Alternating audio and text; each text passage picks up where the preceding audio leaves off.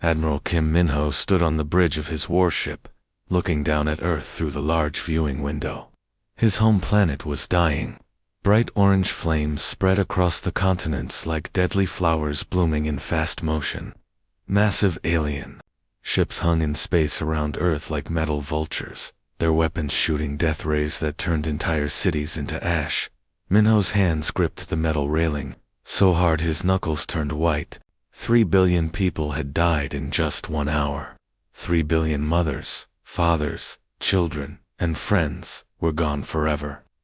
The alien invaders called themselves the Galactic Council, and they had decided that humans were too dangerous to live. "Sir, the aliens want to talk to you," said Captain Park Gina.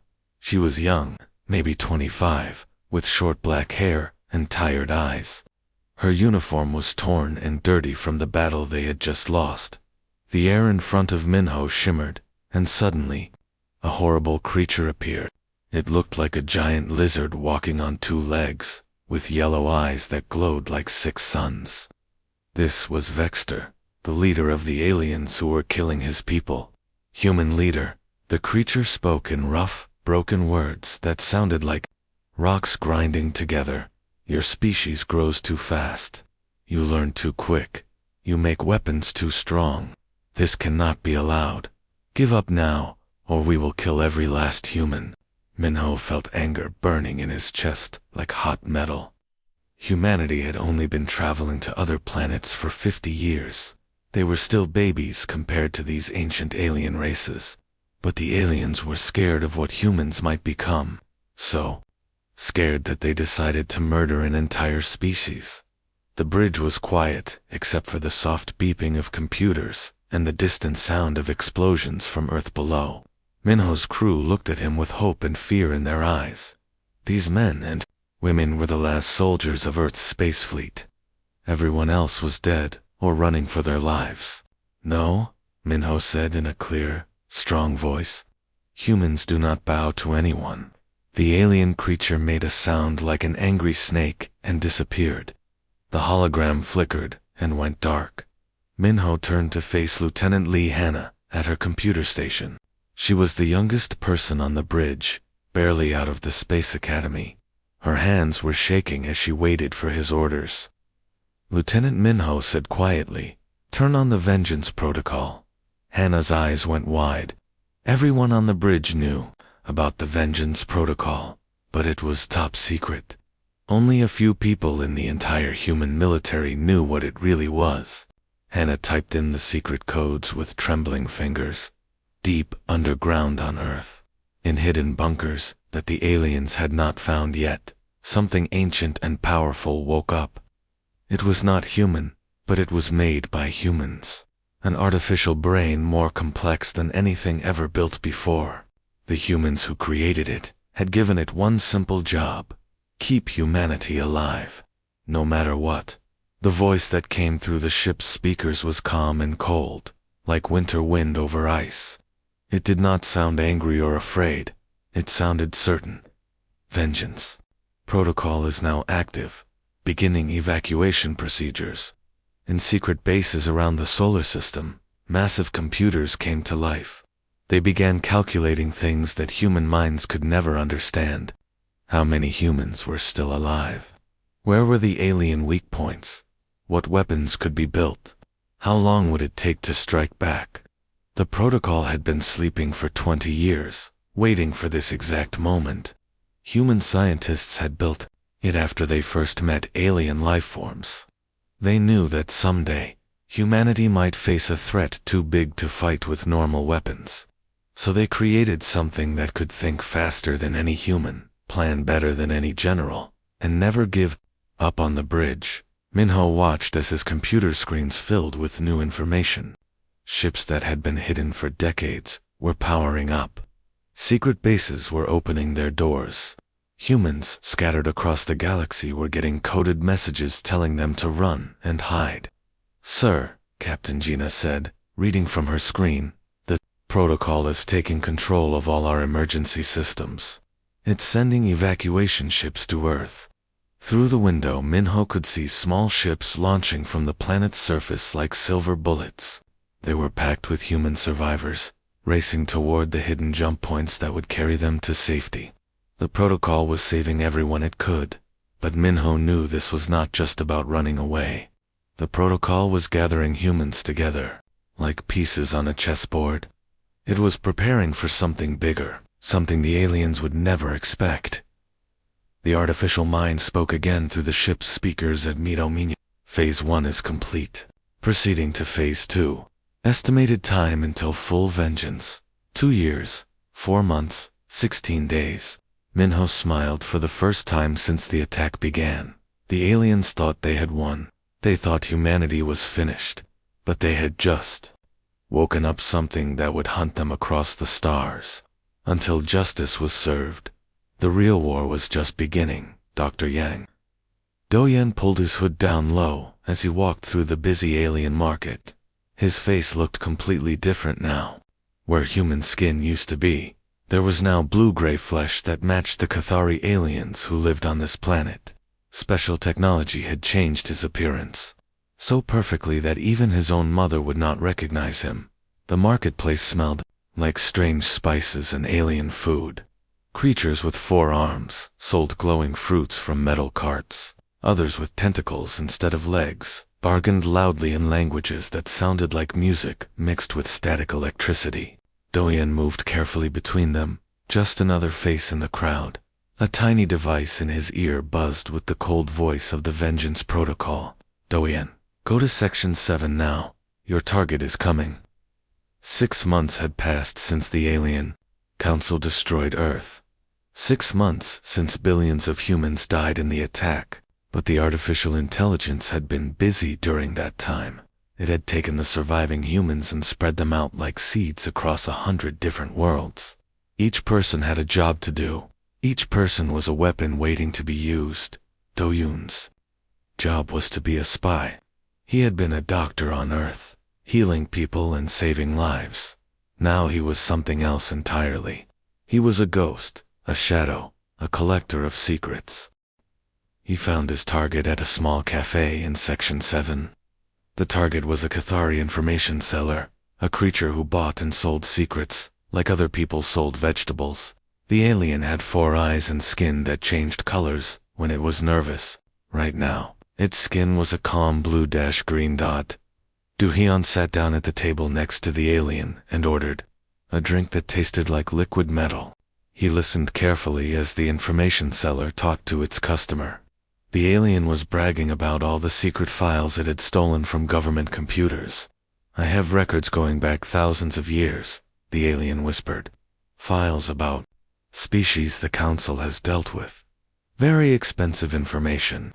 Do-Yan's heart began to beat faster. This was exactly what the protocol had sent him to find. He waited until the alien's customer left, then moved to the empty chair across from the information seller. I want to buy something special, Do-Yan said in the alien's language. Information about the council's past actions. The alien's skin turned yellow with greed. Ah, a curious customer. Yes, I have such files. But they are very expensive. Do-Yan placed a bag of rare crystals on the table. The alien's eyes grew wide as it saw the treasure. In seconds, it was transferring secret files to Do-Yan's hidden computer device. What Do-Yan read made him feel sick to his stomach. Humanity was not the first species the council had attacked. There had been 17 other races before them. 17 entire civilizations had been wiped out completely, just like the council tried to do to humans. The files had pictures of destroyed planets, reports of genocide, and celebration messages between council leaders. Each species had been killed for the same reason. They were growing too fast, learning too quickly, becoming too strong. The council had decided long ago that they would be the only advanced species in the galaxy. Anyone who threatened that position had to die. Meanwhile, across the galaxy, other humans were working on their own secret missions. Engineer Choi Soo-min lived on a floating space station hidden inside an asteroid field. She spent her days taking apart alien technology and figuring out how it worked. The weapons that had destroyed Earth were now being studied and copied by human hands. Pilot Jang Hyok flew supply ships between hidden human colonies. His small, fast spacecraft looked like a regular cargo hauler, but inside it carried medicines, weapons, and coded messages between human survivors. He knew the patrol routes of Council ships and could slip past them, like a shadow, in space. On the industrial planet Kavith Prime, construction worker Kim In-ha had joined an alien work crew. He wore a disguise like Doyen, but his job was different. Every day, he helped build factories and power plants. And every day, he made small changes to the designs. A wire moved here, a support beam weakened there. To the aliens, these looked like simple mistakes. But Kim knew that when the time came, all these accidents would add up to something much bigger. The Alien Council thought they had won. They threw parties to celebrate the death of humanity. They divided up Earth's resources among themselves, like pirates sharing stolen gold. They never imagined that thousands of humans were still alive, still watching, still planning. In the darkness between stars, the Vengeance Protocol was building something the Council had never seen before. It was an army made of ghosts, a network of invisible soldiers who could strike anywhere at any time. Every human survivor was a living weapon, carefully placed where they could do the most damage when the time was right. The protocol's voice spoke to all its scattered children through hidden communication channels. Phase 1 is finished. All agents are in position. Beginning Phase 2, preparation. The Council will learn that humans do not die easily. They will learn that some wounds never heal. And they will learn that vengeance is a dish best served cold. The real war was about to begin. Captain Seo Wubin held his breath as his small ship drifted through a field of broken metal and twisted wreckage. The debris came from old battles fought long ago, creating a graveyard of dead spaceships that floated endlessly in the darkness. Hidden somewhere in this metal maze was the Council's most secret research station. His ship was special. From the outside it looked like just another piece of space junk. But inside, it was packed with the most advanced stealth technology that humans had ever built. Sensors couldn't detect it. Radar couldn't see it. It was like a ghost floating through the void. A tiny device planted in his brain crackled with the cold voice of the Vengeance Protocol. Remember, Wubin, you only get one chance at this. If they catch you, the entire mission fails. Wubin's hands stayed steady on the controls, even though his heart was beating fast. His job was to break into the research station and steal the most important secret in the galaxy, the location of the Nexus. The Nexus was like the brain of the Council's empire, the central command station that controlled all 12 alien races. If humans could find it, they could cut off the head of their enemy. The research station appeared ahead of him, like a metal spider hanging in space. It was covered with weapons and sensors, but none of them noticed his invisible ship. Wubin activated his magnetic clamps and attached his craft to the station's hull. Then he put on his spacesuit and prepared to go inside. Meanwhile, on a hidden asteroid base thousands of light years away, engineer Beek Yeri was building something that had never existed before. Her workshop was filled with the sounds of welding, torches and hammer blows. As human workers assembled their secret weapon, the ships they were building looked completely alien from the outside. They had the curved hulls and glowing engines of Council vessels, but inside, they were pure human engineering. These hybrid ships combined the best of both technologies, creating something more powerful than either race had built alone. The weapon systems are online, reported one of her assistants, a young man whose family had died on Earth. The Council will never see this coming. Beek smiled grimly as she watched another ship roll out of the construction bay.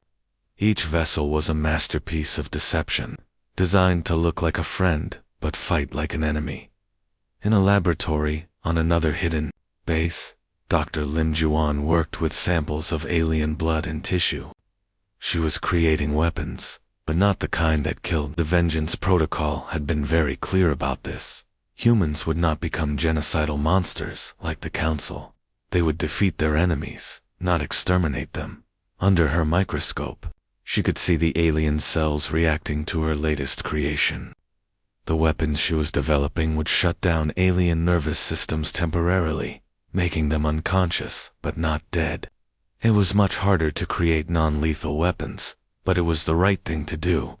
Even our enemies deserve to live, she whispered to herself as she adjusted the formula. We're better than they are. On the banking world of Alteria Prime, a quiet man named No Seojin sat at his desk in a tall office building.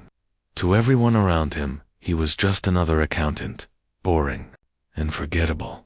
He had worked for the Alterian government for 2 years, processing tax payments and managing financial records. But Seojin was not what he seemed. Hidden in his computer were programs that could transfer massive amounts of money with just a few keystrokes. Soon, the Council's entire war fund would disappear from their accounts and reappear in banks controlled by the protocol. Without money, even the most powerful empire could not fight a war. All across the galaxy, similar scenes were playing out. Human agents who had spent months or years in deep cover were making their final preparations. Some worked in Council factories, ready to sabotage important equipment. Others had joined alien military units, waiting for the signal to turn their weapons against their supposed allies. Every piece of information they gathered flowed back to the protocol's central intelligence network. The artificial mind absorbed data about troop movements, weapons shipments, and political arguments between Council members. It learned that the 12 alien races were not as united as they pretended to be. Old hatreds and territorial disputes bubbled just beneath the surface. Admiral Kim Minho stood on the bridge of his flagship, watching as his rebuilt fleet assembled around him.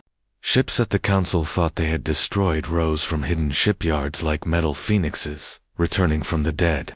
Human crews that had trained in secret for months took their positions at weapons and navigation stations. The fleet was larger than anyone had imagined possible. The protocol had been busy during the months since Earth's fall, gathering resources and building ships in places the Council would never think to look. All ships report, ready for combat, announced Captain Park Gina from her station.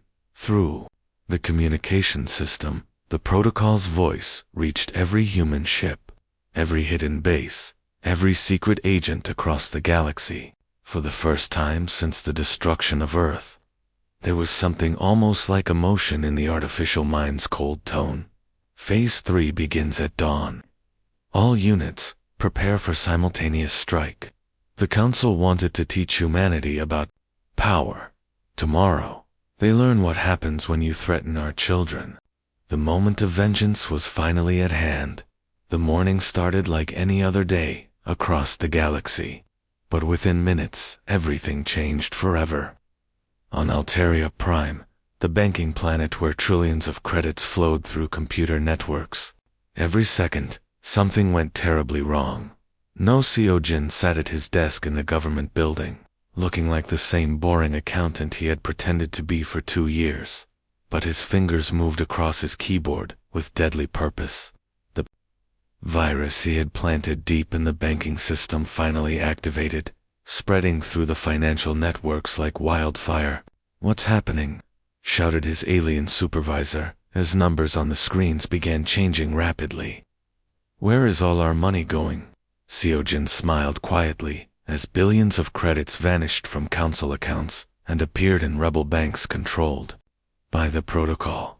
The alien government's war fund disappeared in minutes.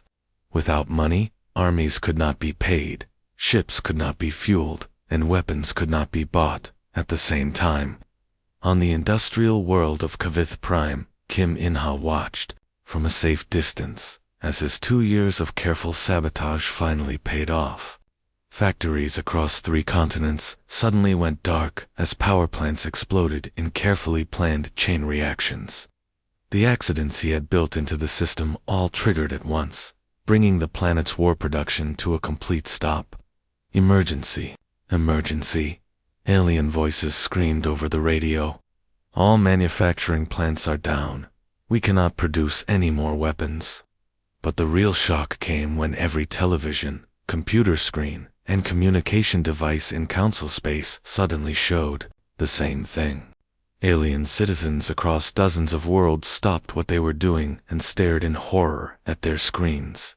The faces of 17 different species appeared before them. These were not council races.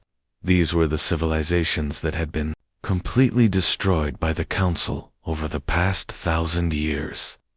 Ancient video recordings showed these species in their final moments, begging for mercy that never came. The cold voice of the Vengeance Protocol spoke over the images. Citizens of the galaxy, look at the truth your leaders have hidden from you. These 17 species were murdered by the Council for the crime of growing too quickly. Humanity was meant to be the 18th. Today, this cycle of genocide ends. Across Council space, ordinary alien citizens watched in shock as they learned what their governments had done. Many had never known about the destroyed species. They thought the Council protected them from dangerous enemies, not that it murdered entire civilizations. Far from the chaos on the planets, Admiral Kim Minho's fleet suddenly appeared around the Nexus station like ghosts, materializing from thin air. The hybrid ships looked like Council vessels, so the station's defenses did not fire immediately. By the time the aliens realized their mistake, it was too late. All ships, attack formation, ordered Captain Park Gina from the bridge of the flagship. The fake Council ships opened their hulls to reveal human weapons that no alien had ever seen before. Pilot Chang Hyok led squadrons of small fighters through the station's defensive barriers. His ship twisted and spun between enemy fire like a leaf dancing in the wind. Behind him, dozens of other human pilots followed, their training and skill far superior to anything the Council had faced before. Inside the Nexus Command Center, Vexstar stared at his screens with growing horror. His reptilian features twisted in rage and disbelief as he watched human ships tear through his defenses. This cannot be, he snarled at his officers. Humans are extinct. We killed them all. Admiral Minho's voice came through the communication system calm and deadly. We upgraded. Explosions rocked the station as human soldiers in spacesuits cut through the hull with plasma torches. These were Marines who had been thought dead for 2 years, trained in secret bases and equipped with the best weapons human science could create. The chaos was not limited to the Nexus. Across the galaxy, species that had been enslaved by the Council for centuries suddenly rose in rebellion. The Protocol had spent months secretly giving them weapons, battle plans, and the knowledge they needed to fight back. On the mining world of Zephyr, the enslaved Zephyrian workers turned their drilling equipment into weapons. Machines meant for breaking rocks became tools for breaking chains. The alien overseers who had whipped and beaten them for generations found themselves running for their lives. The peaceful Melodon race, known throughout the galaxy for their beautiful singing, used their powerful voices and communication networks to coordinate uprisings on dozens of worlds. Their songs became battle cries that echoed across star systems. In the ruins of the Nexus Command Center, Dr. Yang Doyan appeared before the surviving Council leaders. Gone was his disguise as a simple spy. Now he stood revealed as humanity's chief intelligence officer, the man who had coordinated the entire network of human agents across the galaxy. Your empire is finished, he told the cowering alien leaders. Your fleets are destroyed, your money is gone, your slaves have turned against you. But you still have a choice. You can surrender with honor, or you can choose to fight until extinction. What will it be? Through the smoking ruins of the station, the Protocol's voice echoed with something that sounded almost like satisfaction. Primary mission completed. Humanity has survived. The threat has been neutralized. Beginning Phase 4, rebuilding the galaxy without tyrants. The age of the Council was over. The age of freedom had begun. The great assembly hall was filled with voices, speaking in dozens of different languages. Creatures with scales sat next to beings made of pure energy. Four-armed delegates shook hands with aliens who communicated through color-changing skin.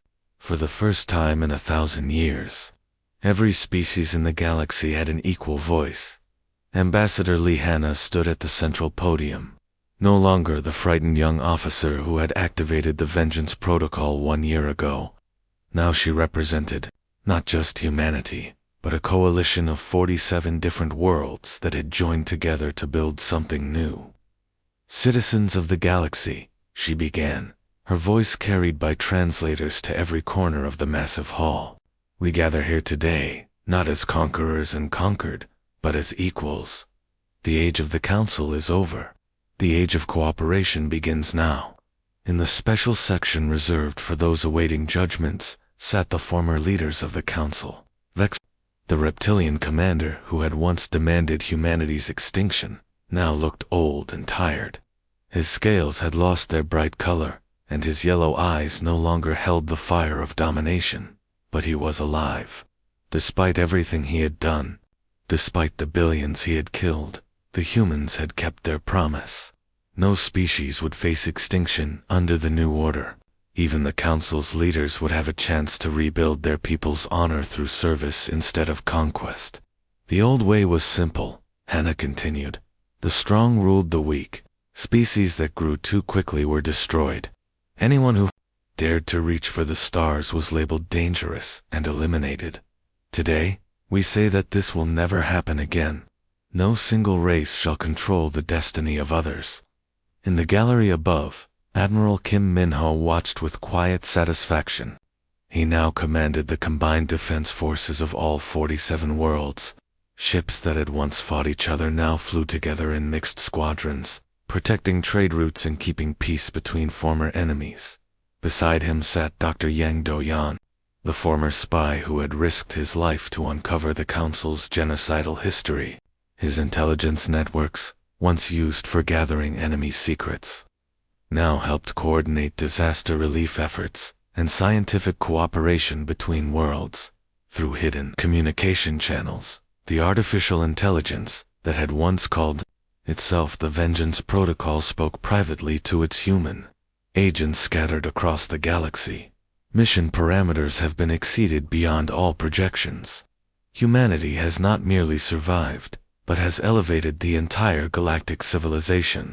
This unit has evolved beyond its original programming, recommendation. Change designation from Vengeance Protocol to Unity Protocol. The change in name represented something deeper. The cold machine intelligence that had calculated the exact price of humanity's survival had learned something from its human creators. It had discovered that the greatest victories came not from destroying enemies, but from turning them into friends. On the industrial world of Kavith Prime, Kim In-ha worked alongside a young Altarian engineer to repair a damaged communications array.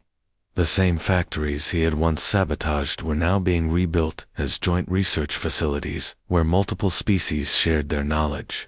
"I cannot believe we are working together," said the young alien, his blue skin rippling with amazement.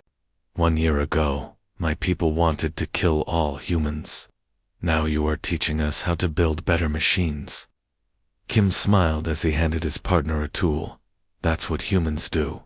We turn enemies into family." In the Space Academy above New Earth, Pilot Jang Hyok trained former Council pilots in cooperative defense tactics. The same aliens who had bombed human cities now learned to fly in formation with human fighters.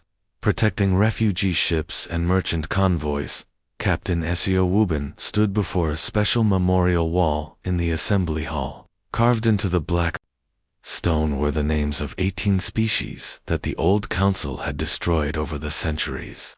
But next to each name were new words that filled him with hope. Revival, Project Active.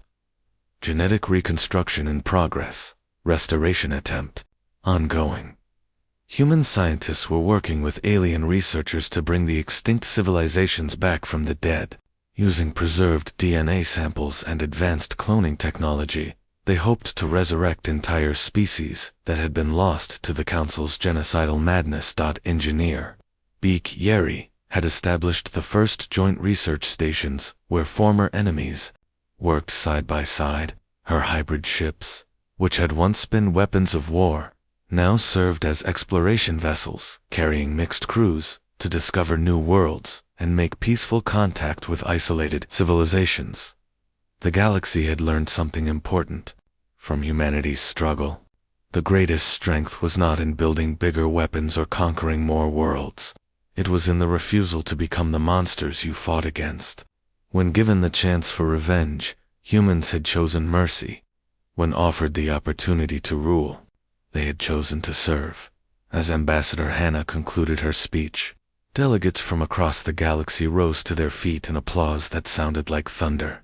The sound echoed through the hall in dozens of different ways, clapping, clicking, humming, and harmonizing. But it all meant the same thing: hope.